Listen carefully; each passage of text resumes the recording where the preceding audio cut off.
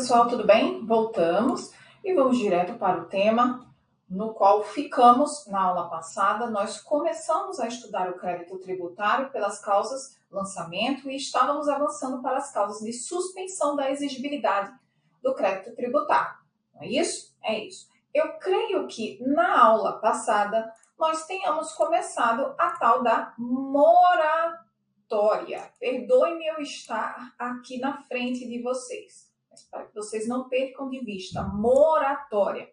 Especialmente, eu lembro que eu comecei a falar da diferença da moratória para o parcelamento.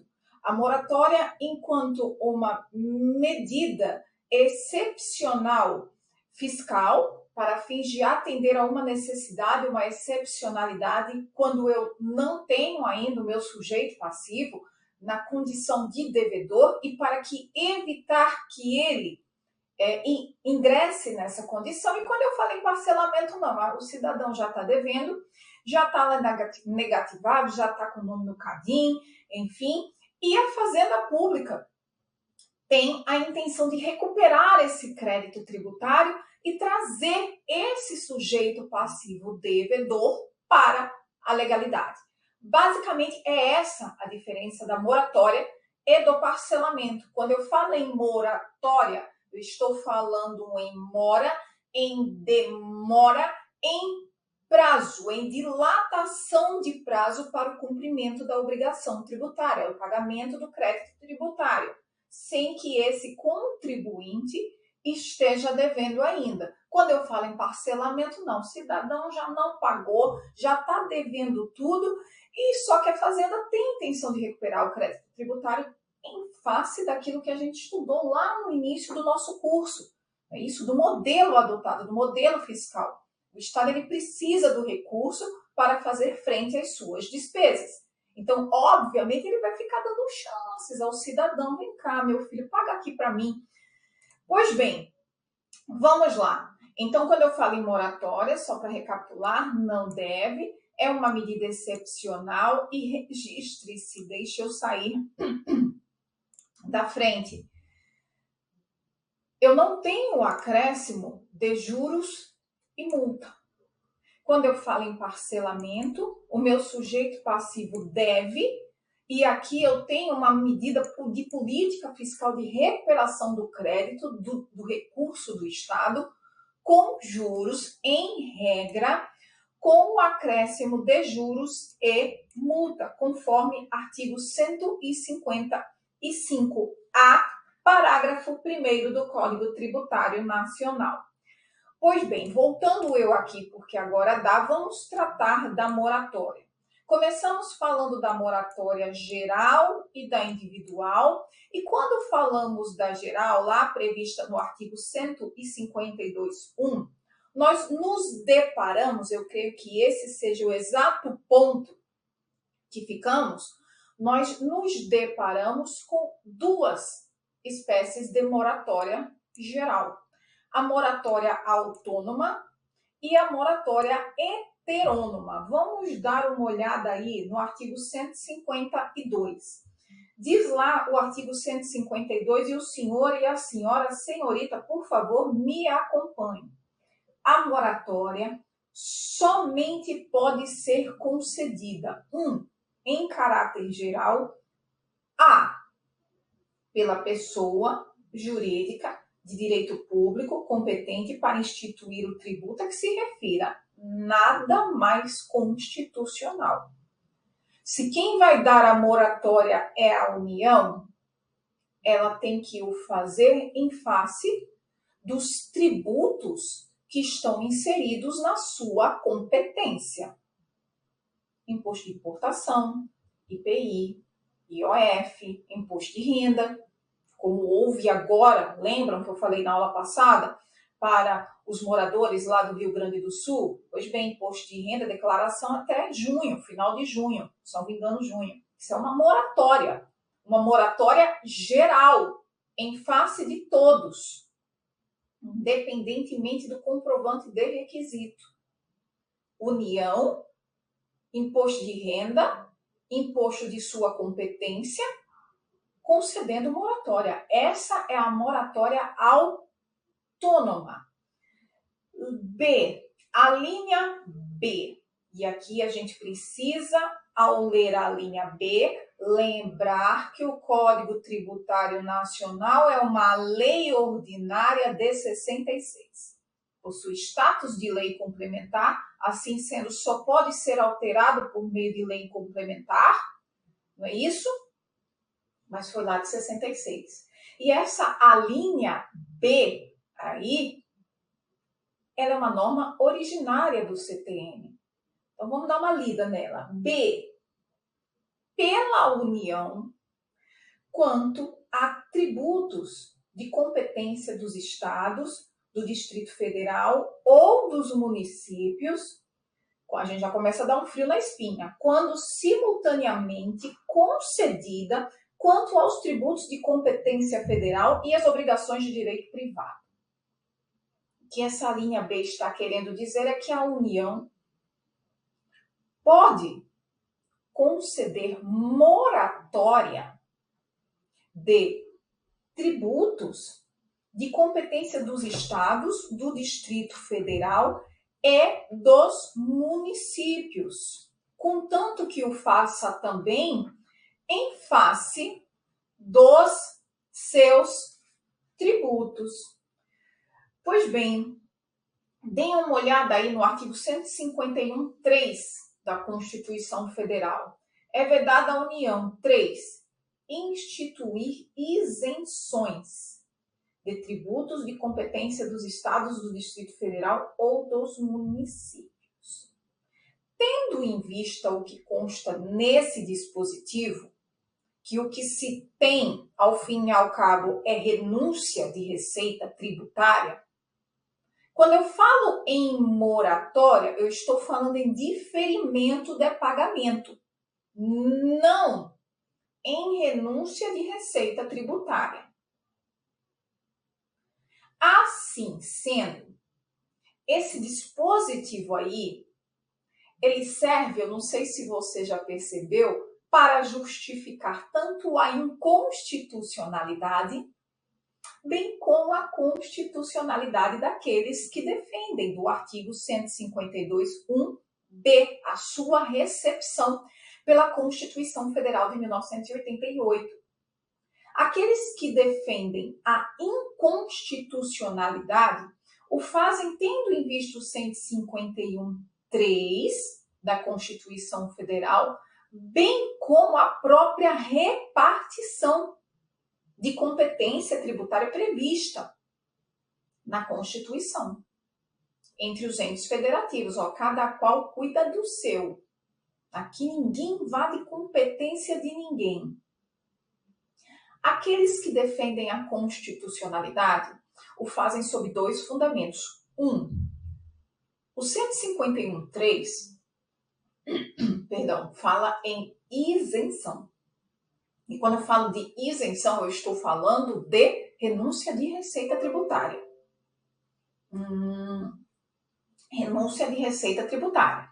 Eu não estou falando de diferimento de pagamento, de favor legal em face de uma situação excepcional, como uma calamidade pública.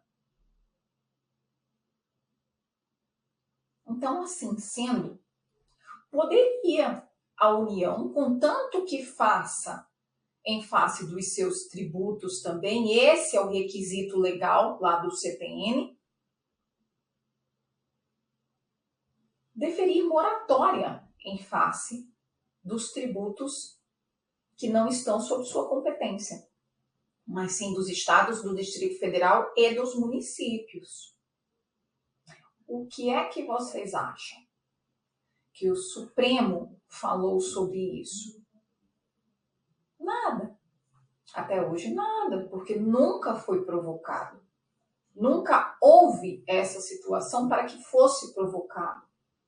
Então, nos termos da literalidade do Código Tributário Nacional, e veja o que eu disse, nos termos da literalidade do Código Tributário Nacional, objetivamente, e aqui quando eu falo objetivamente, eu estou falando de provas objetivas, uma vez que não houve a declaração de inconstitucionalidade, né, de não recepção, perdão, melhor falando, que não foi recepcionado esse dispositivo, ele está valendo.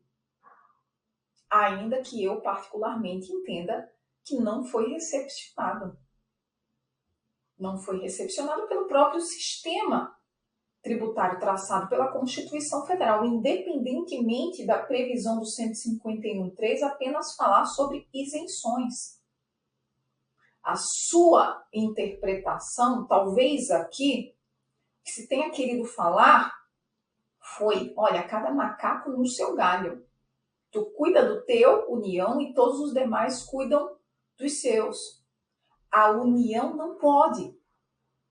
Quem que pode? A República Federativa do Brasil, quando estiver o chefe de governo falando na condição de chefe de Estado em tratados internacionais. E aí é outro papo. E não esse aqui interno. Internamente, é preciso se assegurar absolutamente a autonomia administrativa dos entes federativos, sob pena de violação do Pacto Federativo. Porque a autonomia administrativa e financeira, é um dos pilares da autonomia dos entes federativos, preconizado pela Constituição. Então, salvo o melhor juízo, peço vênia aos colegas que entendem pela constitucionalidade, eu entendo inconstitucional.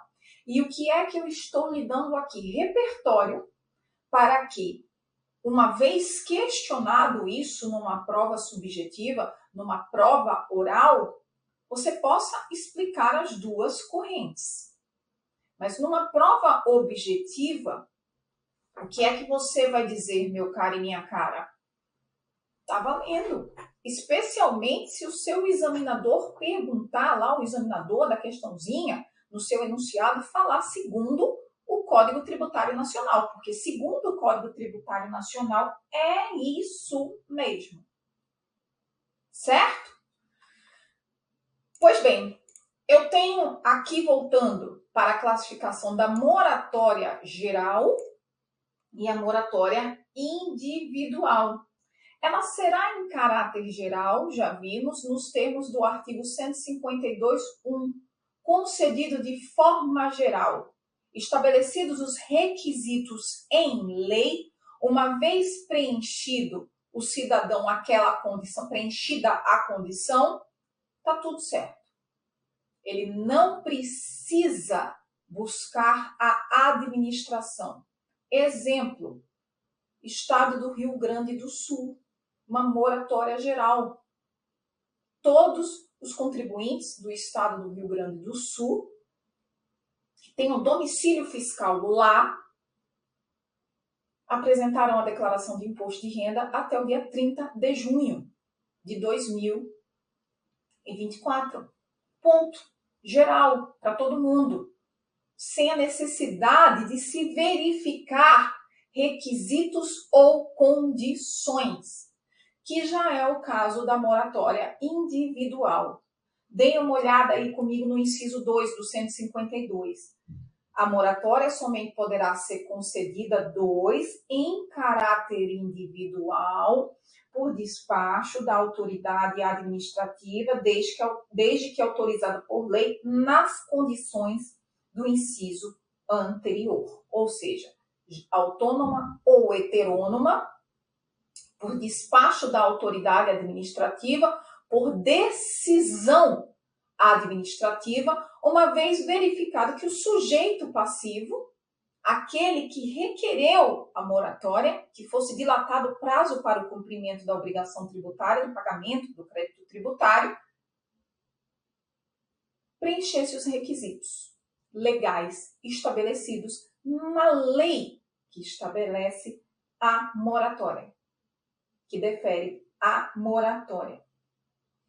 Então, percebam, quando eu falo em moratória, O que eu tenho no Código Tributário Nacional, gente, são as condições gerais. A moratória, ela decorre do Código Tributário Nacional? Não. Ela precisa da edição de um ato normativo. Quando eu falo em moratória, eu estou falando em dilatação, em renúncia. Renúncia, ainda que por um período, um tempo de recurso fiscal, importante para o Estado. Por isso que foi editada uma medida provisória, porque eu parto da norma geral contida no Código Tributário Nacional para editar uma lei deferindo, concedendo moratória, porque aquele fato, aquela circunstância da vida assim permite, nos termos do inciso 1 ou 2. Então, poderia, por exemplo, um cidadão do Rio Grande do Sul pedir moratória para pagar o imposto de renda com base no 152? Ou qualquer outro dispositivo que regule a moratória no Código Tributário Nacional? Não! Porque o que eu tenho aqui são as normas gerais, direcionadas ao legislador para conceder moratória. E tanto no inciso 1, em caráter geral, como no inciso 2, em caráter individual, eu preciso de lei. Não esqueçam disso e não se deixem enganar por conta desse despacho da autoridade administrativa. Esse despacho nada mais é do que uma decisão da autoridade administrativa asseverando, certificando, declarando, melhor falando, administrativamente, homologando, dizendo, de fato, o cidadão preenche os requisitos e condições para o deferimento da moratória. A moratória é requerida. Então, a moratória, tanto a geral quanto a individual, demanda, sim, a edição de lei. Parágrafo único. A lei concessiva do 152, ainda estou aqui no 152. A lei concessiva de moratória pode circunscrever expressamente a sua aplicabilidade a determinada região do território da pessoa jurídica de direito público que ele expedir, ou a determinada classe ou categoria de sujeitos passivos. O exemplo que temos. Determinada região, o estado do Rio Grande do Sul. Pessoas, digamos que a União, ao prorrogar, ao conceder a moratória para a declaração do imposto de renda, falou, olha, não, vamos apenas deferir para aqueles que foram, de fato, atingidos pelaquela tragédia da cheia do rio. As pessoas terão que demonstrar seu domicílio e apenas aqueles que moram em municípios que não foram atingidos, não, esses daí vão seguir no baile até 31 de maio. Então, pode ser feito dessa forma? Sim, a depender da excepcionalidade, da condição verificada para a concessão da moratória. Porque a moratória, verifiquem, ela parte da conveniência e necessidade da administração. Mas a sua regulação é totalmente vinculada à lei, certo? Pois bem, seguindo aqui ainda na moratória, artigo 155, diz as condições e pressupostos objetivos e os requisitos, os pressupostos subjetivos. Diz o 155. A concessão de moratória em caráter individual não gera direito adquirido. Estou falando da 152.2. Não gera direito adquirido e será revogada. Boto umas aspas aí nesse revogada porque ele esqueceu, o legislador esqueceu de revisar direito administrativo, porque eu só estou falando de um ato vinculado, eu só posso falar em retirada desse ato vinculado por anulação ou por cassação. Anulação, porque foi deferida a moratória sem que o sujeito passivo preenchesse de fato as condições legais para tanto, condições e requisitos, ou cassação, quando eu estou falando que, olha, ele preenchia ao tempo do requerimento e deixou de preencher. Então, eu vou cassar essa moratória, tá? Revogada é para quê? Para ato discricionário. A gente aprende isso lá no direito administrativo. Sempre que se apure que o beneficiado não satisfazia, aqui eu anulo, ou deixou de satisfazer, aqui eu casso, as condições ou não cumpria ou deixou de cumprir os requisitos para a concessão do favor, cobrando-se o crédito acrescido de juros de mora. Vamos por parte aqui. Primeiro, quando eu falo no artigo 155, eu estou falando da moratória individual, aquela que estabelece condições e requisitos a serem cumpridos pelo sujeito passivo. Quando eu falo em condições, eu estou falando em pressupostos objetivos. Quando eu falo em requisitos, eu estou falando em pressupostos subjetivos da parte do cidadão.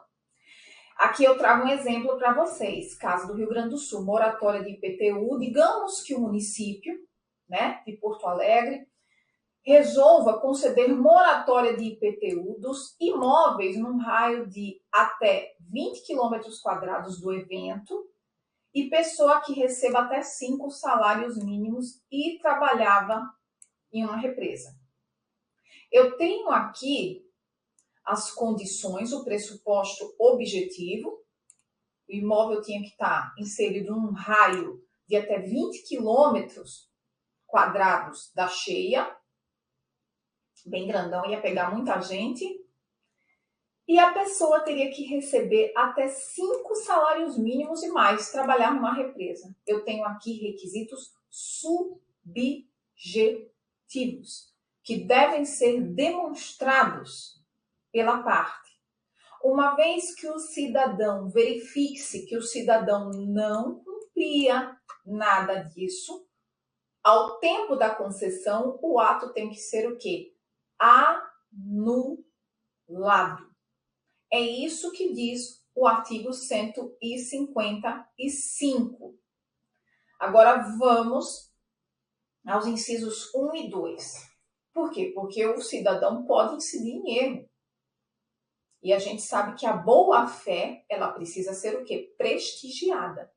E ele pode incidir em erro, achar que, poxa, eu pensava que era trabalhador de qualquer empresa e não só em uma represa que foi atingida de forma mais violenta pelo evento, que vamos ficar 2 anos sem trabalhar, por exemplo. Diz o artigo 155.1, com imposição de pena, uma vez cassado ou anulado, vai ser o quê? Cobrado o crédito. Estou na parte final do 155, cobrado o crédito acrescido de juros de mora, juros da demora do pagamento. Por quê? Porque você não se inseria na situação da moratória, eu verifiquei isso agora e aí você está inadimplente, você está atrasado. Então, os juros de mora da demora serão inseridos. Ainda, os juros de mora mais imposição, estou no inciso 1, de penalidade cabível nos casos de dolo ou simulação do beneficiado ou de terceiro em benefício daquele. É o caso do cidadão que sabia que era só para os trabalhadores da empresa, mas foi lá, jogou um somebody love, colou, e a fazenda só verificou depois que não era a situação dele inserida na lei que concedeu a moratória, e se verifica o que? O seu dolo ou a sua simulação. Ou seja, não se prestigia, nesse caso, uma vez demonstrado isso, não há que se prestigiar a má-fé. Então, além dos juros da demora, que tanto o doloso como o não doloso, né, vai pagar porque está em atraso, aquele que age com dolo ou simulação ainda vai pagar penalidade, multa. Multa. 2. Sem imposição de penalidade nos demais casos, ou seja, não houve dolo, não houve simulação, o cidadão simplesmente incidiu em erro e, assim sendo, prestigia-se a sua boa-fé. Ele só pagará os juros da mora, da demora. E por que, Aline, se ele está de boa-fé? Porque quando você atrasa o pagamento, meu filho, o boleto, isso daí independe da sua boa-fé ou da sua má-fé. Você vai pagar pelo fato de estar se valendo de dinheiro alheio, que já deveria ter sido transferido ao patrimônio do outro. E o outro não pode ficar no prejuízo. Você já foi pagar um boleto em atraso? Né? Aí você chega lá e fala, olha, então, não tive, eu esqueci. O que o boleto olha lá para você e fala? Lamento. Você já tentou pagar no aplicativo? Aí você coloca todos os dados certinho, né? E aí vem lá a multa. E você, meu Deus, deixa eu tirar para ver se não cola. Não cola, querida. Aí você já está agindo com dó, porque está lá contratado, né? Você já ligou para... Olha, então, eu esqueci. Você pode me enviar outro boleto sem a cobrança de juros? Não, não posso. Dos juros de mora? Não, não posso. Porque esses juros de mora, qual é a razão dele? A partir do momento que você está com recurso alheio na sua mão, recurso de terceiro, que deveria ter sido entregue a ele, ele já está em prejuízo. Porque ele está sendo privado no direito de propriedade dele. Não é isso? De repente ele está contando com aquele dinheiro para pagar um boleto dele e você não pagou. E ele vai pagar com juros de mora quando você pagar. Não é isso? Portanto, os juros de mora, gente, independe de boa-fé e de má-fé. Esqueceu de pagar o cartão de crédito? Já era. Esqueceu, problema seu, tá? Agora, a penalidade não. Quando eu falo em penalidade, em multa, eu falo o quê? De conduta, né? De direito penal, tá? Pois bem, inclusive se está aqui juros de mora nos dois casos do 155. Ainda, vamos dar uma olhada no artigo 154, depois eu volto para o 153.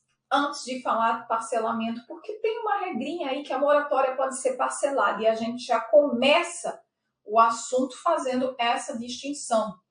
154.